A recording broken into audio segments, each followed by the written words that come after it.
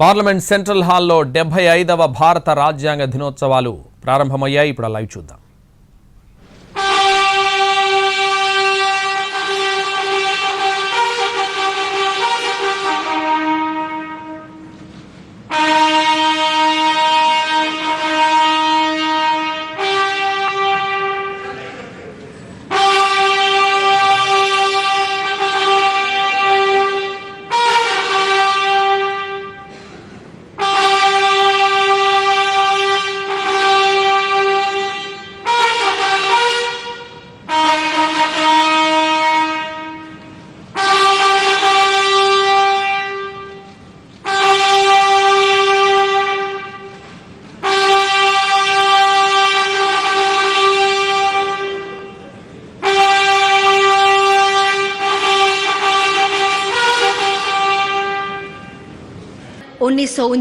ईस्वी मिति मार्गशीर्ष शुक्ल सप्तमी 26 नवंबर 1949 ईस्वी मिति मार्गशीर्ष शुक्ल सप्तमी संवत 2006 विक्रमी को एतद द्वारा संविधान को अंगीकृत, अधिनियमित और आत्मार्पित किया गया। भारत का संविधान दुनिया में सबसे बड़ा लिखित संविधान है, जिसका निर्माण 2 वर्ष 11 महीने और 18 दिनों में हुआ। संविधान के पहले ही पृष्ठ पर लिखा है, इंडिया दैट इज भारत। यह प्रतीक है सभ्यता के सातत्य का, परंपरा की जुड़ती कड़ियों का और जड़ों से जुड़ने का।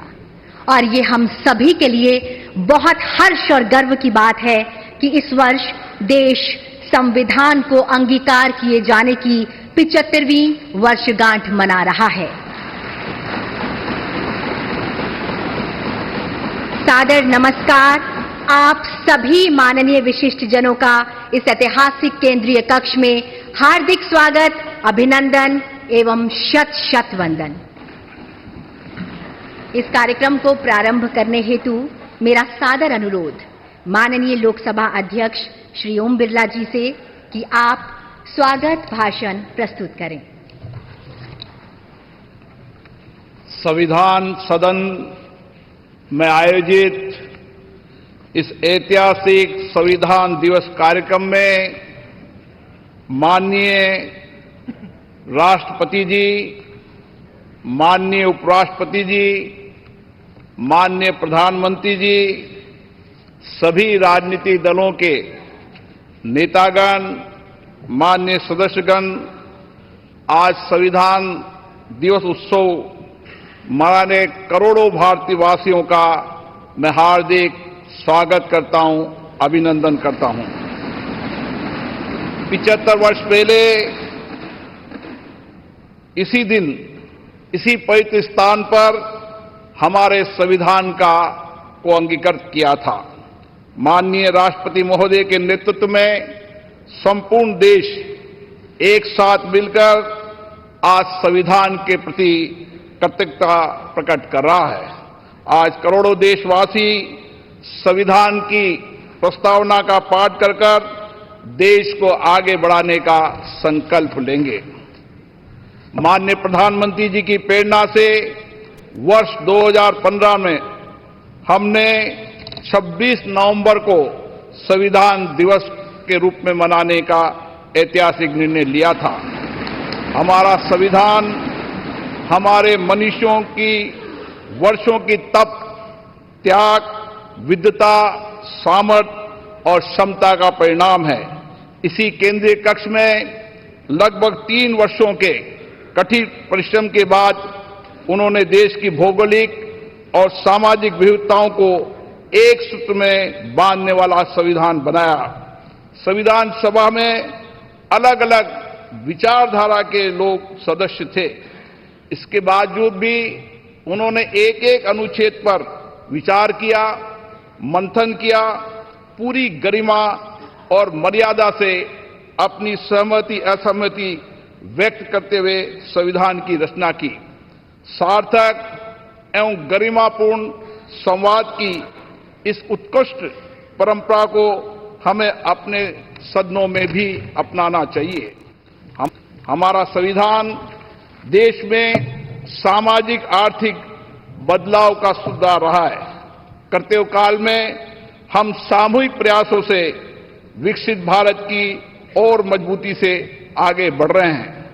इन 75 वर्षों में हमारी संसद के माध्यम से आम जनता के जीवन में सामाजिक आर्थिक परिवर्तन लाए गए हैं, जिससे लोकतंत्र में जनता की आस्था मजबूत हुई है। संविधान ने हमारे तीनों लोकतंत्र के स्तंभों विधायिका, कार्यपालिका और न्यायपालिका को आपसी समन्वय के साथ सुचारू रूप से कार्य करने की व्यवस्था दी है। इन 75 वर्षों में इन तीनों अंगों ने श्रेष्ठता से कार्य करते हुए देश के समग्र विकास में अपनी भूमिका निभाई है।